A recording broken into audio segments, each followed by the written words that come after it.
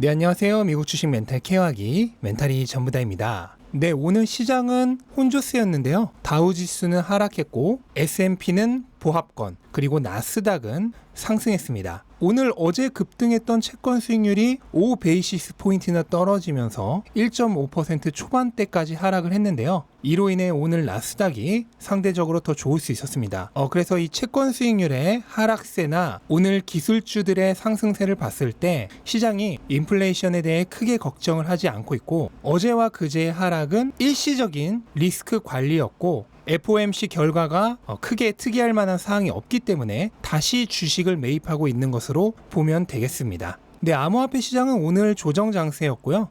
특이할 만한 뉴스는 없었습니다. AMC는 오늘 10% 상승을 했는데 그 외에 다른 밈스탁들은 약한 강세 정도였습니다. 그래서 현재 밈스탁의 힘은 대장주인 AMC 한 곳에만 집중돼 있고, 그만큼 밈스탁에 쏠렸던 관심은 전반적으로는 하락했고 마지막 한 곳 AMC에서만 격전이 일어나고 있는 것으로 해석을 하시면 되겠습니다.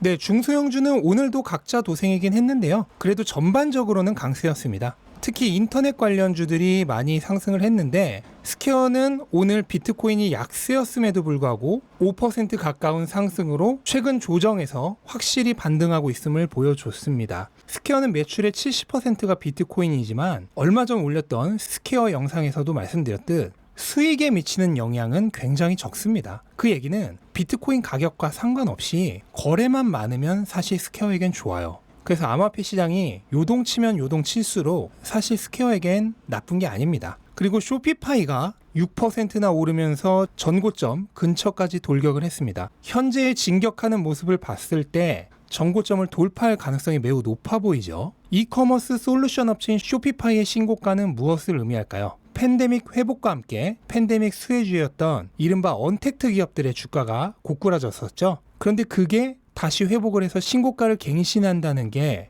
무슨 의미일지 한번 직접 생각해 보시길 바라겠습니다. 마찬가지로 동남아 최고의 이커머스 시장 리더인 C리미티드도 오늘 신고가를 경신을 했습니다. 이 정도 봤으면 이제 빅테크 중에서 누군가가 조만간 뜨겠다 하는 감이 오죠.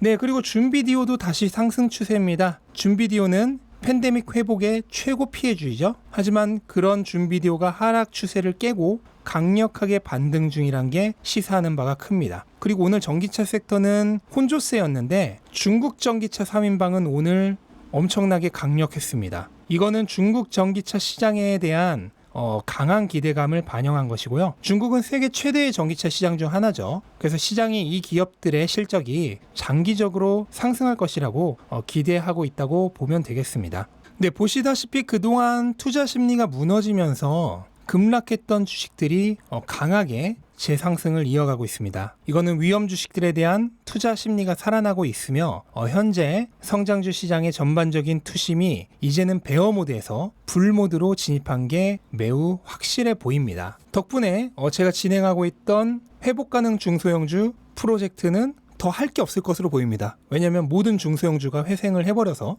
그래서 회생 가능 중소형주 발굴이 아니라 회생 지속 가능, 이런 식으로 이름을 조금 바꿔야 될지도 모르겠습니다.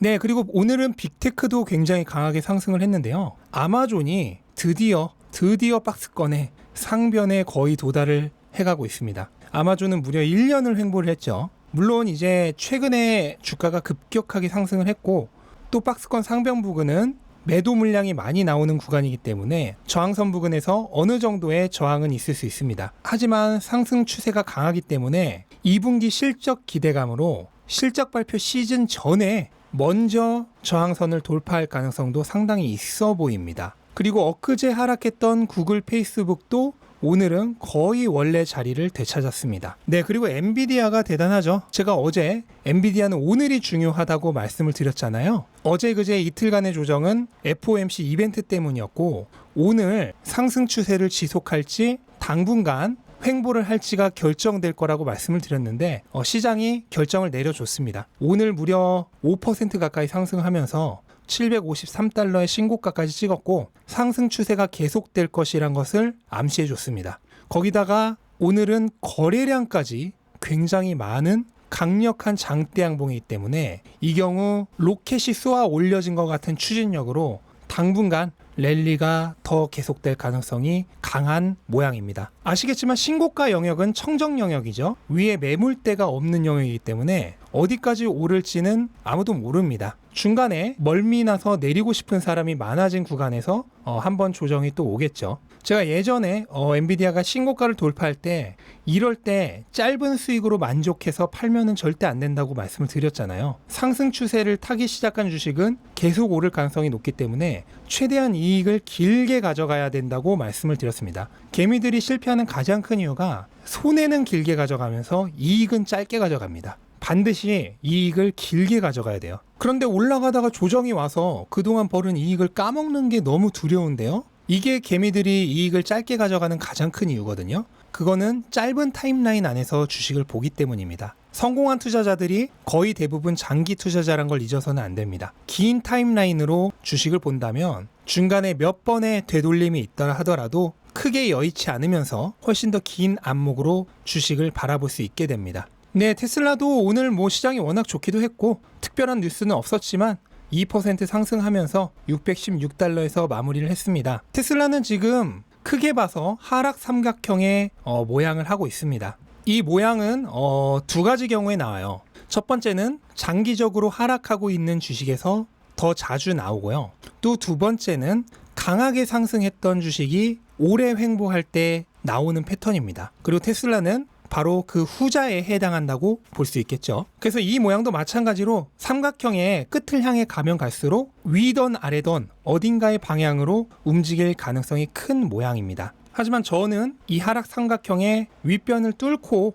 올라갈 가능성이 훨씬 더 높다고 판단을 하고 있고요. 그 시점은 아마도 7월에 어느 날이 되지 않을까 하는 강한 기대를 갖고 있습니다. 그래서 7월에는 두 가지 중요한 이벤트가 있죠. 바로 7월 초에 2분기 인도량 발표, 그리고 7월 말에 2분기 실적 발표. 이 두 가지를 계기로 그 중간 어딘가에서 이 하락 삼각형의 상변을 깨고 위로 올라갈 가능성이 높다고 보고 있습니다. 참고로 이렇게 하락 삼각형 모양이 나올 때 그 윗변을 깨게 되면 생각 외로 다른 저항성들은 금방 돌파하는 경우가 많습니다. 이유는 이 삼각형의 이 상변이 매도 저항벽이라고 보시면 되는데 이 매도 저항벽이 꾸준히 낮아지고 있다는 얘기는 위에 물려있는 물량들이 지쳐서 조금 손해보더라도 낮은 가격에서 팔고 있다는 얘기입니다. 그래서 위에 강력하게 버티고 있던 매도벽이 옅어지고 매도벽이 전반적으로 평균화되고 있는 모습이라고 보시면 돼요. 그렇기 때문에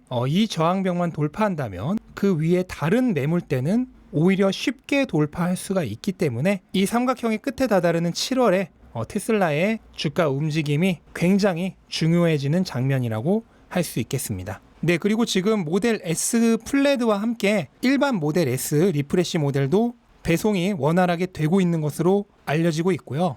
최근 프리먼트 공장의 드론 비행 영상을 보면 정말 엄청나게 많은 수의 모델 S가 빽빽하게 출고를 대기 중인 모습을 보실 수 있겠습니다. 모델 S는 마진율이 굉장히 높은 차량이죠. 2분기는 이제 거의 끝에 다다르고 있지만 3분기부터가 진짜 기대해 볼 만한 장면이라고 생각이 됩니다. 네, 그리고 록펠러 캐피탈의 전무이사인 마이클 바피스가 CNBC에 출연해서 굉장히 멋진 말을 했는데요.